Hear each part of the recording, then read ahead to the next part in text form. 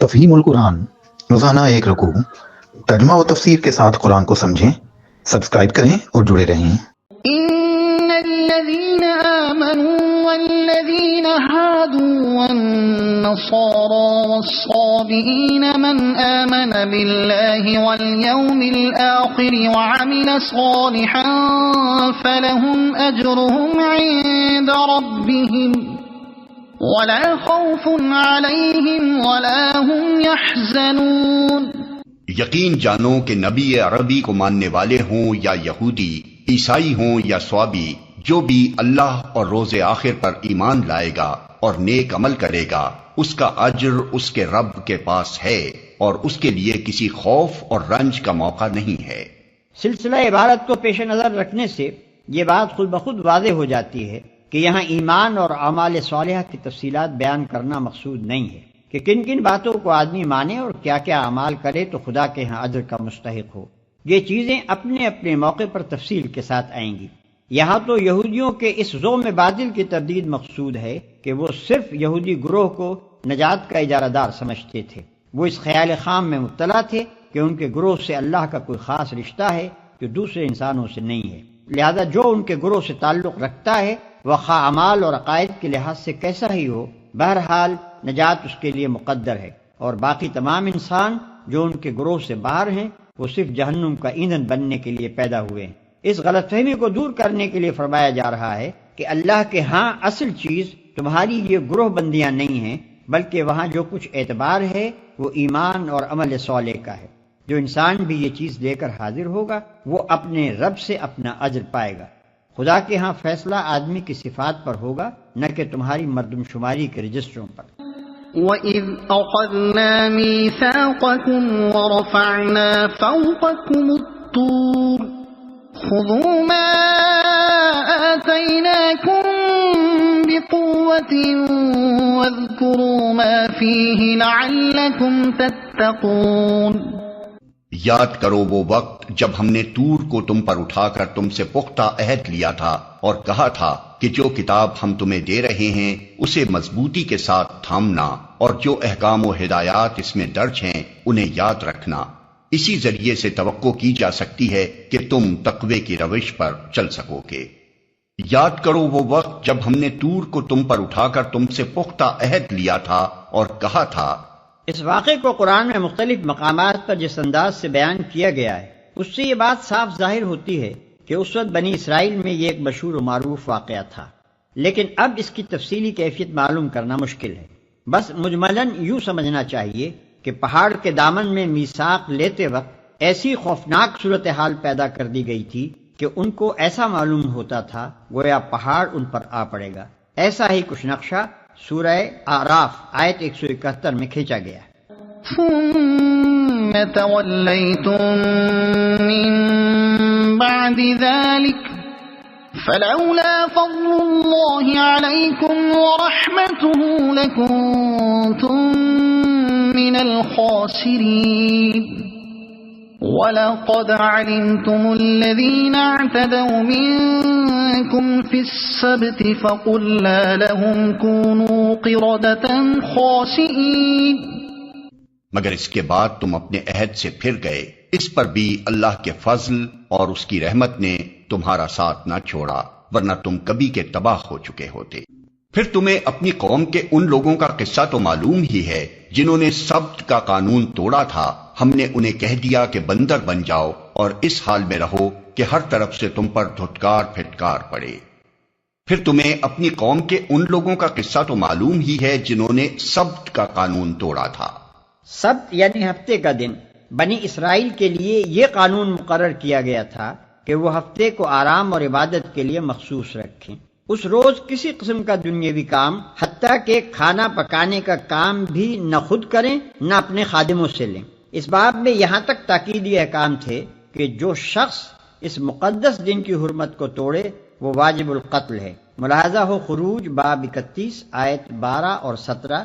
لیکن جب بنی اسرائیل پر اخلاقی و دینی انحطاط کا دور آیا تو وہ علل اعلان سب کی بے حرمتی کرنے لگے، حتیٰ کہ ان کے شہروں میں کھلے بندوں سب کے روز تجارت ہونے لگی۔ ہر طرف سے تم پر دھتکار پھٹکار پڑے، اس واقعے کی تفصیل آگے سورہ اعراف رکوع 21 میں آتی ہے۔ ان کے بندر بنائے جانے کی کیفیت میں اختلاف ہے۔ بعض یہ سمجھتے ہیں کہ ان کی جسمانی ہیئت بگاڑ کر بندروں کی سی کر دی گئی تھی، اور بعض اس کے یہ معنی لیتے ہیں کہ ان میں بندروں کی سی صفات پیدا ہو گئی تھی، لیکن قرآن کے الفاظ اور انداز بیان سے ایسا ہی معلوم ہوتا ہے کہ یہ مسخ اخلاقی نہیں بلکہ جسمانی تھا۔ میرے نزدیک قرین قیاس یہ ہے کہ ان کے دماغ بعینہ ہی اسی حال پر رہنے دیے گئے ہوں گے جس میں وہ پہلے تھے، اور جسم مسخ ہو کر بندروں کیسے ہو گئے ہوں گے۔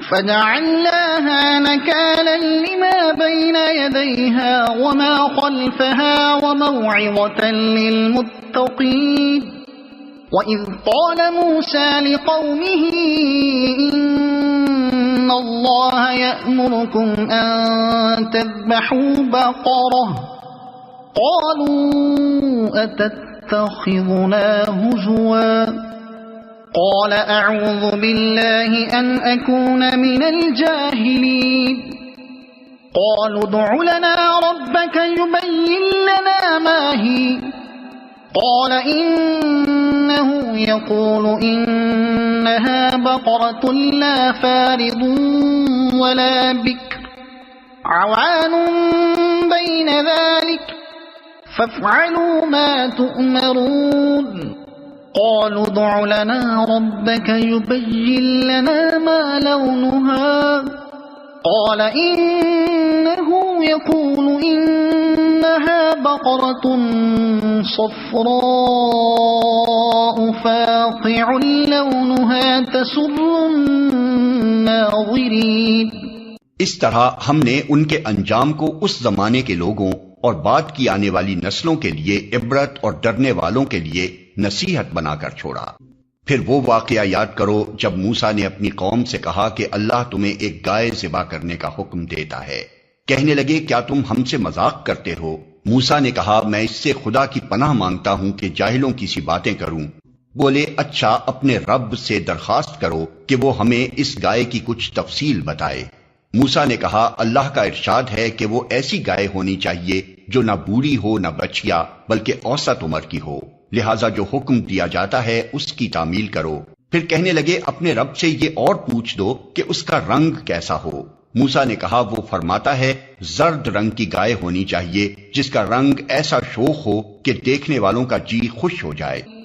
قالوا ادع لنا ربك يبين لنا ما هي إن البقرة شابه علينا وإنا إن شاء الله لمهتدون قال إنه يقول إنها بقرة لا ذلول تثير الأرض ولا تسقي الحرث مسلمة لا شية فيها قالوا الآن جئت بالحق فذبحوها وما كادوا يفعلون۔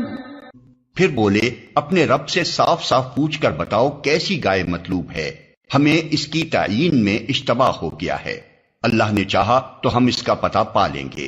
موسیٰ نے جواب دیا اللہ کہتا ہے وہ ایسی گائے ہے جس سے خدمت نہیں لی جاتی، نہ زمین جوتتی ہے نہ پانی کھینچتی ہے، صحیح سالم اور بے داغ ہے۔ اس پر وہ پکار اٹھے کہ ہاں اب تم نے ٹھیک پتہ بتایا ہے، پھر انہوں نے اسے ذبح کیا ورنہ وہ ایسا کرتے معلوم نہ ہوتے تھے۔ چونکہ ان لوگوں کو اپنی ہمسایہ قوموں سے گائے کی عظمت و تقدیس اور گاؤ پرستی کے مرض کی چھوٹ لگ گئی تھی، اس لیے ان کو حکم دیا گیا کہ گائے ذبح کریں۔ ان کے ایمان کا امتحان ہی اسی طرح ہو سکتا تھا کہ اگر وہ واقعی اب خدا کے سوا کسی کو معبود نہیں سمجھتے تو یہ عقیدہ اختیار کرنے سے پہلے جس بت کو معبود سمجھتے رہے ہیں اسے اپنے ہاتھ سے توڑیں۔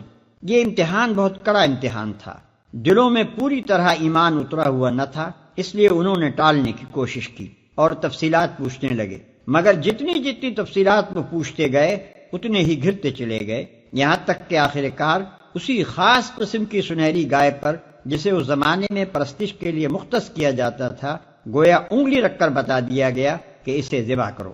بائبل میں بھی اس واقعے کی طرف اشارہ ہے، مگر وہاں یہ ذکر نہیں ہے کہ بنی اسرائیل نے اس حکم کو کس طرح ٹالنے کی کوشش کی تھی۔ ملاحظہ ہو گنتی باب 19 آیت 1 اور 10۔ اگر آپ کو یہ ویڈیو پسند آئی ہو تو اسے لائک کریں دوسروں تک پہنچانے کے لیے شیئر کریں اور مزید ایسی ہی معلوماتی ویڈیوز کے لیے ہمارے چینل عبد المالک ہاشمی کو سبسکرائب ضرور کریں۔ نئی اپڈیٹس کے لیے بیل آئیکن دبائیں تاکہ آپ کو ہماری ہر نئی ویڈیو بر وقت مل سکے۔ آپ کی حوصلہ افزائی ہمیں مزید بہترین مواد بنانے میں مدد دے گی۔ شکریہ۔